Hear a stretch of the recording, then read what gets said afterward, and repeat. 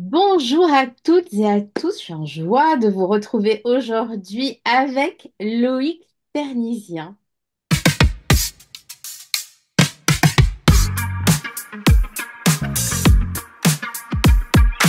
Bonjour Loïc. Alors déjà, est-ce que ça vient de Bretagne? Le prénom, oui, mais le reste, non. Non? Ah, Il y a rien de breton Alors, il y a du normand, du côté des arrière-grands-parents, ça c'est sûr. Mais apparemment, la Normandie et la Bretagne, c'est pas tout à fait la même chose, d'après ce que j'ai. C'est ça, ça se bagarre pour le Mont-Saint-Michel, non? nous, aux rencontres, on accepte voilà, les personnes qui viennent de toutes les régions de l'Europe et outre-Europe, outre-Atlantique. Vraiment, on est ouvert hein, puisque ces rencontres, elles sont là pour se réunir et pour unir et justement éviter la séparation. Le Mont-Saint-Michel, il est là pour tout le monde. Et vous, vous êtes là, vous allez venir aux rencontres les 22 et 23 mars et ben, je suis super heureuse. Alors, est-ce que le fait d'être naturopathe aujourd'hui, ça vient ben, justement des grands-parents? Est-ce que ça vient, c'est quelque chose de familial? Est-ce que vous alliez dans les champs récolter les légumes et regarder les fleurs quand vous étiez petit? Naturellement, oui, mais que ça vienne des grands-parents ou que... Enfin, en fait, oui et non en même temps. Parce que mon livre, Le guide ultime de l'herboristerie, je l'ai dédicacé à mes grands-parents. Parce que bah oui, j'allais chercher du thym avec une de mes grand-mères, l'autre, elle nous mettait de la farine ou des tomates sur la tête quand on avait des coups de soleil. Et pas plus tard que le week-end dernier, je l'ai vue et elle m'a encore suggéré sa farine sur le visage. Et pour moi, c'est juste normal, en fait, qu'on utilise des produits naturels. Après, dans mon parcours, bah, j'ai une mère qui a pas arrêté de me le répéter pendant des années, parce que j'aimais pas le job que je faisais. Et puis, bah, à un moment, j'ai fini par l'écouter. Donc, je suis rentré dans une école d'herboristerie, aromathérapie, naturopathie. Donc, en fait, mon statut, c'est herboriste, aromathérapeute, naturopathe au Québec. Et puis, finalement, je suis rentré dans cette école et j'ai signé pour le diplôme le plus gros, avec le plus d'heures, avec tout ça, parce que je fais pas les choses à moitié. Et c'est ça qui m'a guidé vers là, parce que d'une part, j'entendais le message de ma mère, et d'autre part, j'avais un syndrome du côlon irritable, et il était hors de question pour moi d'accepter le fait que mon corps ne pouvait pas revenir à l'équilibre. Et il est revenu à l'équilibre. Donc, merci, le naturo. Et puis, bah, quel parcours, hein! Sur les réseaux, vous êtes partout, enfin, vous êtes très productif. Il y a vraiment cette envie de transmettre, d'aider. Il y a énormément de choses gratuites. Évidemment, il y a les livres, etc. Mais... Et puis l'abonnement, un super abonnement que vous proposez. C'est quoi là, ce truc de transmettre comme ça? J'ai terminé, mais j'avais pas encore terminé mon bilan de fin d'études en naturo. Il faut remettre dans un contexte. Un contexte où, oui, Facebook existait, mais il n'y avait pas de page. Les réseaux sociaux n'avaient pas la dimension qu'ils avaient aujourd'hui. Et j'ai été le premier naturo à ouvrir une page sur Insta, pas sur Insta, sur Facebook. Donc je travaillais déjà sur les réseaux sociaux via mes anciens jobs, puisque j'étais directeur de communication pour une association en environnement. Donc la vulgarisation, la communication, l'éducation, ça a toujours fait partie de moi, ça a toujours fait partie de mon parcours. Sans vraiment comprendre pourquoi j'avais fait des études d'ingénierie, puis que ce qui me plaisait, c'était de faire de la radio et de la com, pourquoi j'ai fait des campagnes de sensibilisation pour la radio énergie en environnement. Il y avait tout qui s'entremêlait. Et finalement, le jour où bah, je suis devenu naturo, j'ai compris que tous ces outils-là, bah, ils étaient pour moi et que c'est moi qui devais les utiliser pour essayer de dépoussiérer. Et c'est un petit peu l'image que j'avais au début. Je me suis dit, j'étais au Québec, puis au Québec, ou même encore en France, hein, peut-être un peu moins en France maintenant, mais il y a 10 12 ans de ça, ou même plus que ça, la naturopathie, c'était la grande-tante dans un coin, puis qui prenait des tisanes, puis voilà, en fait, en gros. Et je me suis dit, bah, moi, je n'ai pas l'impression d'être la grande-tante dans un coin. Je crois que je suis quelqu'un de plutôt fun, un peu barré dans mon genre, et pas trop mauvais vulgarisateur de ce qu'on me disait. Et je me suis dit, bah, tant qu'à faire, c'est des outils qui ne m'appartiennent pas, qui appartiennent à tout le monde, qui appartiennent, voilà, ça fait partie de nos enseignements ancestraux, ça fait partie des savoirs de nos grands-parents. Et oui, bah, on réinvente, enfin, pas on réinvente, il y a des écoles qui nous permettent de reprendre contact avec ça. Et je me suis dit, bah, ça m'appartient pas. Donc, je vais tout simplement aider les gens, fournir des outils éducatifs, d'abord sur d'abord sur Facebook, puis sur Instagram, puis sur YouTube, puis sur TikTok, puis sur, il y en a partout, Euh, Aujourd'hui, ça évolue un tout petit peu, ma manière d'éduquer. Et oui, j'ai créé, bah, il y a 10 ans, non, il y a 11 à 13 ans de contenu gratuit. Euh, Ça vient avec un revers de la médaille aujourd'hui, parce que les gens, pas juste dans mon approche, hein, mais je crois qu'on vit dans une société où malheureusement les gens ont été mal éduqués, ont été éduqués à avoir du gratuit tout le temps. Et aujourd'hui, je suis en train de revenir un tout petit peu à des outils, tout en gardant du contenu gratuit, mais en offrant des petits tarifs pour aussi que les gens prennent conscience. Et merci de me donner la possibilité de le dire ici.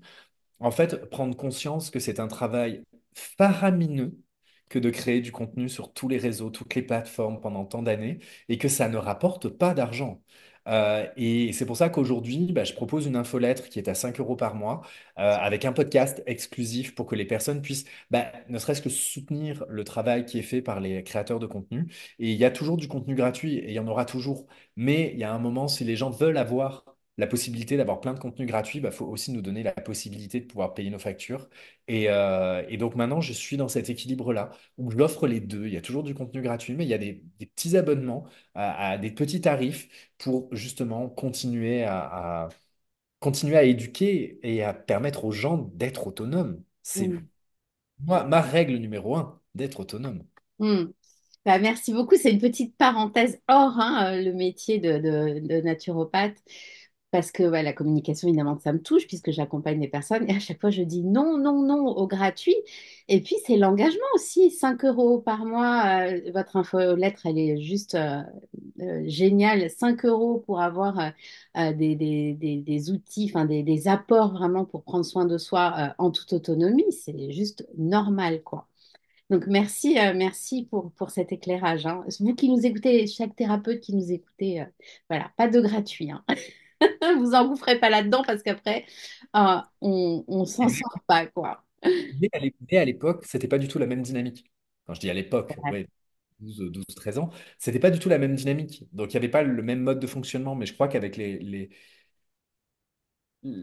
la, j'allais dire, perversité des réseaux sociaux, bon, bref, il y a une habitude qui s'est créée qui fait qu'aujourd'hui, euh, je crois qu'il faut savoir équilibrer les choses. Sinon, ça crée aussi de la frustration de la part des thérapeutes qui vont créer du contenu, puis qui n'est pas vu parce qu'il y a des algorithmes, et puis qui finalement fait que ça ramène pas nécessairement de clients. Donc on recrée du contenu, puis on est frustré, et on n'y met pas la bonne énergie, on ne vibre pas l'harmonie et l'équilibre. Et maintenant, je prêche vraiment pour que chaque personne puisse créer du contenu comme il le souhaite, mais que ce soit juste pour lui, pour qu'il ne soit pas frustré, pour créer Mm. un bel équilibre, parce qu'on attire à nous ce que l'on vibre. Ouais. Donc, on va parler d'équilibre et d'énergie puis de la conférence. Mais avant, j'aimerais bien savoir justement dans votre équilibre par rapport au poste, au contenu que vous créez, aux consultations que vous avez à distance, en présentiel, aux stages que vous faites. Comment vous arrivez avec toute cette production, plus l'auteur, hein, vous êtes aussi auteur, comment vous parvenez à équilibrer, à rester en équilibre? En bonne santé, voilà. À force de dire le mot auteur, vous venez de me rappeler que j'en ai deux à écrire et que j'ai oublié de me mettre. Alors moi, ce qui est hyper important pour moi, c'est justement d'être dans cette notion d'équilibre. Et c'est vrai qu'on a l'impression que je fais beaucoup de choses. C'est pas une impression, je fais beaucoup de choses. C'est pas une impression, il y a un moment, il faut que j'assume. Mais j'ai un avantage, c'est que j'ai sûrement une atypie, une neuroatypie, qui fait que je travaille très vite, très simplement et de manière très concise. Euh, Ça, je ne l'ai pas compris tout de suite. Mais je crois que je l'ai compris à force que les gens me disent, mais comment vous faites? Et, euh, et ça, c'est vraiment ma force. C'est-à-dire que ça va pas par quatre chemins. En l'espace de quelques secondes, toutes les alternatives ont été pensées et je prends directement le chemin qu'il faut pour que ce soit, comme le disait un membre de ma famille, un grand-père, il me disait toujours, faut apprendre à être feignant quand on veut être intelligent. Et j'ai jamais oublié cette phrase, parce que je me suis dit, ah, c'est pas con en fait. Plus on est feignant, plus on va essayer de trouver des astuces intelligentes pour faire les choses en demandant le moins d'énergie possible. Et avec le temps, j'ai appris que dans la nature, toutes les choses les plus efficaces demande le moins d'énergie. La nature prend le moins d'énergie possible pour faire les choses. Et ben moi, je suis parti de cette vision-là. C'est-à-dire, je veux faire les choses avec le moins d'énergie possible, tout en ayant du repos. C'est-à-dire que je me suis fixé. Alors évidemment, ça, je vous dis ça au bout de plus de 12 ans. Hein. Je suis passé par des moments où j'en ai trop fait, où j'étais à plat, où clairement j'allais trop loin, où j'étais vraiment connecté à mes réseaux sociaux, ou à toutes les statistiques, à tout ça. Maintenant, je suis censuré depuis que j'ai ouvert ma gueule il y a quelques temps. Donc, je me prends plus la tête, je publie quand je publie, je fais quand j'ai envie. Et ce qui est important, c'est vraiment pour moi le cœur et l'envie que j'ai envie d'y mettre. Parce que si je fais quelque chose avec le cœur, eh ben, ça ne me prendra pas d'énergie parce que j'ai envie de le faire. Donc j'ai envie de le faire, je vais le faire simple, ça va être bon. Et je prends beaucoup, beaucoup, beaucoup d'avance pour faire les choses. Ça rend dingue les personnes qui bossent avec moi. Mais il y a des projets que je fais et moi, je les ai terminés 6 mois avant le lancement. Parce que je connais mes failles.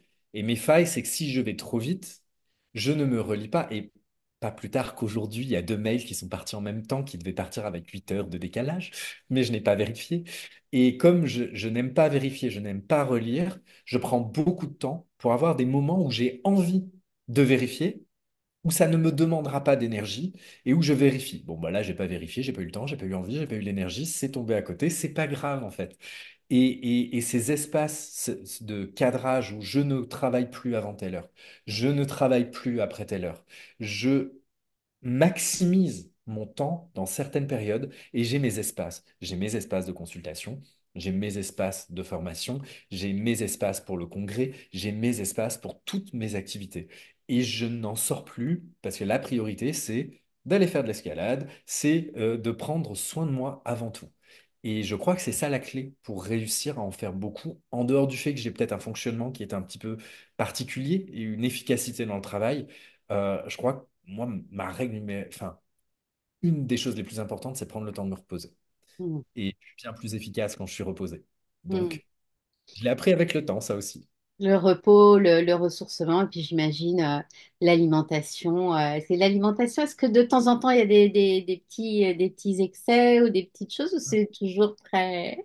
Bah, évidemment. Ce soir, c'est pizza en l'occurrence. Ah, Évidemment, en fait, comme je le dis à tous mes clients, l'équilibre, c'est 80-20. 80% du temps, on fait ce qui est bon pour nous, pour notre corps.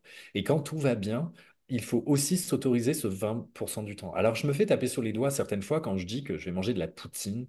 Poutine, c'est plat québécois avec des frites, de la sauce, puis du fromage, puis c'est la vie. Euh, des pizzas, ou même un fast-food de temps en temps, c'est pas la fin du monde. Alors, clairement plus depuis un moment parce que je les digère plus. Parce que bon, à force d'être dans une hygiène de vie saine, ça fait que quand on sort du cadre, vraiment dans un truc vraiment dégueu, le corps il veut pas, et puis en fait on n'en a plus envie. Mais mm, c'est important de sortir du cadre. C'est important. Je me suis bien fait plaisir dans les derniers jours. J'étais à Biarritz chez mes parents, j'ai pas regardé en fait. Ça, ça fait partie de l'équilibre. Donc oui, oui, je fais pas tout à la perfection. Oui, je prends pas tout le temps mes compléments. Je les ai oubliés aujourd'hui. Oui, je prends pas toujours mes plantes. Oui, je me sors du cadre sur le plan alimentaire parce que c'est ça aussi qui fait partie de la vie et qui fait partie du plaisir. Et ouais. si on rentre dans une forme de rigidité, bah là, on tombe pour moi, dans d'autres types de névroses et c'est pas comme ça qu'on ira mieux. Hmm. C'est bon de vous entendre dire ça. Et c'est bon aussi pour toutes les personnes qui hésiteraient à prendre un rendez-vous avec un naturopathe, prendre un rendez-vous avec vous, pourquoi pas à distance ou en présentiel. Il y a encore quelques réticences à prendre soin de soi parce que on va avec un naturopathe, on va se dire, ah là là, ça y est, puis maintenant je vais plus avoir ci, je vais plus avoir ça. Quel conseil vous pourriez donner à ces personnes-là? Bah, qu'il faut pas venir me voir. Non, je rigole. En fait, ce que je dis tout de suite, c'est, en fait, c'est normal d'avoir des craintes, c'est normal d'avoir des réticences. On a tous notre blocage face au changement qui est différent et on a tous une tolérance à la souffrance qui est différente. Mais il faut savoir qu'avant d'arriver à ce 80-20, avant d'arriver à cet état d'équilibre, bah, il y a un moment, il faut faire des efforts, il faut se responsabiliser. Et moi, c'est ce que je dis à tous mes consultants tout de suite. C'est-à-dire, le naturopathe, il est là pour aider, il est là pour coacher, il est là pour montrer des chemins, il est là pour adapter le chemin, mais il n'est pas là pour faire les choses. Donc, oui, si vous avez peur d'aller voir un naturopathe, c'est peut-être juste que c'est pas le bon moment. tout simplement. C'est peut-être pas le bon naturo, puis il y a peut-être d'autres choses à faire. C'est pour ça que je fais des livres aussi, c'est parce que je donne des outils pratiques à mettre en place, surtout dans ma petite collection, en finir naturellement avec, pour que normalement, si on met en application ce qu'il y a dedans, on fait déjà une grande partie du travail tout seul. Et j'ai plein de témoignages de gens qui me disent, ah putain, super, je me sens mieux, j'ai plus de troubles digestifs ou je suis moins stressé, parce qu'ils ont tout simplement mis en application ce qu'il y avait dans le livre. Mais c'est parce que ils l'ont fait. Donc, si vous avez peur de changer, peur que ça vous demande des efforts, c'est peut-être juste que c'est pas le bon moment ou pas la bonne approche. Mais à un moment, vous serez prêt ou pas. À un moment, vous oserez ou pas. Mais tout en sachant que moi, quand j'ai des consultants, oui, j'y vais de manière un peu barbare, hein. Ils sont au courant, ils viennent me voir moi, donc ils savent qu'il n'y a pas de juste milieu. Mais par contre, la règle numéro un, c'est la bienveillance et le temps. C'est-à-dire, c'est pas parce que je vais donner un protocole qui est un peu intense qu'il faut le faire demain. Si on n'est pas dans un trouble avec des douleurs, avec quelque chose d'handicapant, qui de toute manière, là, est en parallèle avec le médecin, la naturo se substitue jamais au travail du médecin, eh bien, on a le temps, en fait. Donc, autant prendre le temps de faire les choses. C'est le meilleur moyen pour que ça tienne. Mais je les entends, les freins, hein, et je vais manger quoi à la place, et comment on fait. Et Oh c'est- non, ça fait 30 ans que je mange comme ça quand même. Pour la petite anecdote, je m'en souviendrai. J'ai une consultante qui est venue me voir pour des troubles digestifs. Elle avait, je crois, autour de la soixantaine. Ça faisait une trentaine d'années que, elle souffrait de ça au point de ne plus avoir de vie sociale, de relations intimes, et avoir des douleurs en permanence. Bah, on a changé son alimentation pour le pire, quelque chose qui était assez simple, hein. 15 jours après, enfin 15 jours, j'exagère, peut-être 5 semaines après, elle est revenue me voir en consultation. Elle était entre la joie et la colère de savoir que juste en enlevant les aliments que j'avais listés, eh bien, elle allait mieux et que ça faisait 30 ans qu'on ne lui avait jamais dit ça. Donc pour elle, elle est passée à côté de 30 ans de sa vie. Bon, j'ai essayé de lui faire comprendre que, au contraire, ça faisait partie du chemin, donc c'était normal. Mais je comprends et j'entends cette frustration-là. Donc des fois, c'est juste que ça arrive quand on est à point. Donc là, on était un petit peu sur la naturopathie classique, mais vous allez venir nous faire tous expérimenter une conférence un atelier conférence sur la naturopathie quantique. Expérience. Une expérience. Alors ça fait depuis combien de temps que vous vous êtes dit, tiens, je vais allier le quantique à ma pratique. Comment ça s'est passé pour ce... Alors déjà, je suis naturopathe et énergéticien. Donc j'ai déjà des perceptions auditives, des visions, des perceptions sensorielles qui viennent d'ailleurs. Je fais des rééquilibrages énergétiques et il m'est arrivé d'avoir des expériences un peu perturbantes dans ces rééquilibrages énergétiques. J'ai observé aussi que dans mes consultations naturaux, je pouvais percevoir les remèdes avant même que la personne commence à parler. Et je me suis dit là, définitivement, soit je suis complètement barré, soit il y a quelque chose qui se passe chez moi dans ma pratique et qui fait que bah, les gens, parfois, souvent, voilà, j'avais des résultats peut-être plus rapides, mais c'était pas tellement moi, c'était juste que je faisais ce que j'entendais. Et je me suis dit, je suis quand même à la base ingénieur en environnement. Il y a peut-être des explications de tout ce que je suis en train de vivre de manière scientifique. Et c'est là que j'ai commencé à me replonger, parce que j'avais déjà plongé dans la naturopathie, enfin dans la quantique lors de mes cours, jadis, et j'avais rien compris d'ailleurs. Et en replongeant dans ces cours, j'ai compris qu'il y avait une autre lecture de la réalité que l'on appelle post-matérialiste, qui était bien plus actuelle que le matérialisme, qui de toute manière est désuet depuis des dizaines d'années, mais c'est ce qu'on continue à enseigner, qui me permettait en fait de poser des mots et de comprendre ce que je vivais. Et de là, bah, une fois qu'on a mis le doigt dans l'engrenage, on se laisse manger. Et je me suis laissé manger parce que c'est littéralement passionnant. Et c'est de là que j'ai compris que ma naturopathie était différente par rapport à mon ressenti et mes perceptions. Que j'utilisais spontanément les remèdes ou les plantes d'une manière qui, pour moi, ou mon mental me disait que j'étais complètement siphonné, mais qu'il y avait des usages qui se faisaient de manière naturelle, ou des usages ancestraux, ou que les cultures autochtones, ou que la médecine traditionnelle chinoise, que tout ça se faisait déjà. Et c'est là que j'ai commencé à essayer de fusionner les deux, donc la naturopathie, et il fallait lui donner un nom. Et moi, je suis très critique face au mot quantique, et à juste titre, parce qu'on le met à toutes les sauces, on dit tout et n'importe quoi. Et j'avais vraiment un problème à l'idée d'appeler ça naturopathie quantique. Mais j'ai eu beau réfléchir pendant des mois, j'ai pas trouvé d'autres qualificatifs. Donc j'ai accepté d'appeler ça la naturopathie quantique parce que en naturopathie quantique, on relie en fait les on relie de relecture, on va relire l'intégralité des remèdes et des usages au travers du prisme de la physique quantique post-matérialiste et au travers de aussi des savoirs ancestraux et de ce qui a été fait. Donc on va regarder les émissions photoniques de plantes, on va regarder comment est-ce que l'usage de l'écriture peut aider, qu'est-ce que le système, nos propres croyances, et au travers de ça, eh bien, on se base sur la physique quantique. Donc, dans une conf expérience, il y a beaucoup d'explications scientifiques, parce qu'on n'est pas complètement dans le barré, un petit peu, mais avant d'arriver à la partie un peu perchée, c'est important de s'asseoir et de comprendre les choses et de comprendre ce que dit la science. Quelles sont les études en ce moment, quelles sont les théories de physique quantique qui nous permettent d'être barrés et à juste titre, parce qu'on peut l'expliquer, ou on peut théoriser les raisons pour lesquelles ces phénomènes peuvent se passer. Et dans cette conf-expérience, c'est ce qu'on va vivre. On va d'abord, ensemble, comprendre les choses. On va passer de la physique à la physique quantique en passant par la biologie. On va arriver dans l'eau, dans la conscience. On va voyager un petit peu au travers de tous ces univers pour arriver à la naturopathie quantique et à ses usages au travers d'expériences que je ne vais pas donner là parce que sinon ce n'est pas drôle. Mais c'est le concept d'une conf-expérience et qu'il y a vraiment le côté conférence et le côté expérience. Vivre, incarner, vivre dans son propre corps des choses et les ressentir pour justement que ça s'intègre dans la compréhension. Et ça commence à faire quelques années que je propose ces conf-expériences-là avec de plus en plus de monde à chaque fois.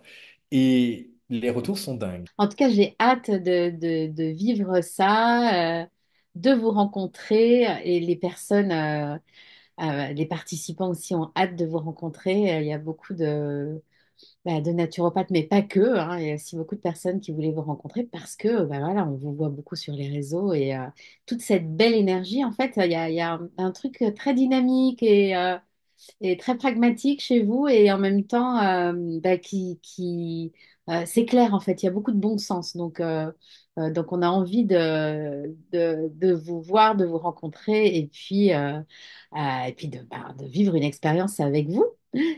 Donc, Le- La seule chose que je peux dire, c'est que je ne viendrai pas seul. ah, Je ne dirai rien d'autre.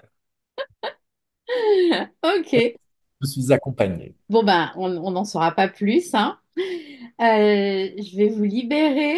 Je vais dire merci à toutes et à tous de nous avoir suivis. Bien évidemment, vous pourrez aussi vous procurer les livres de Loïc, puisque la librairie, quand les livrets s'ouvrent, sera là.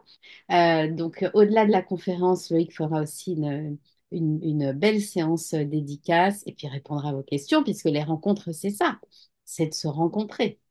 Et je fais ça pour ça. Les réseaux sociaux, c'est juste des pseudos, c'est juste des noms, c'est juste une photo. Moi, ce que j'aime, c'est voir les humains. Et ça fait un moment quand même que j'ai des Bretons qui me demandent. Et je suis ravi, mais vraiment, vraiment ravi de pouvoir revenir dans cette région, parce que j'ai déjà eu un coup de cœur je crois, je compte plus les années, mais il y a un moment, une vingtaine d'années. Et pour le coup, voilà, j'ai hâte de tous vous rencontrer. Merci beaucoup, Loïc. Merci à tous de nous avoir suivis. Si vous n'avez pas encore vos billets, eh bien, vous pouvez les prendre juste en dessous de cette vidéo. Et on vous dit à tout bientôt. Bye bye.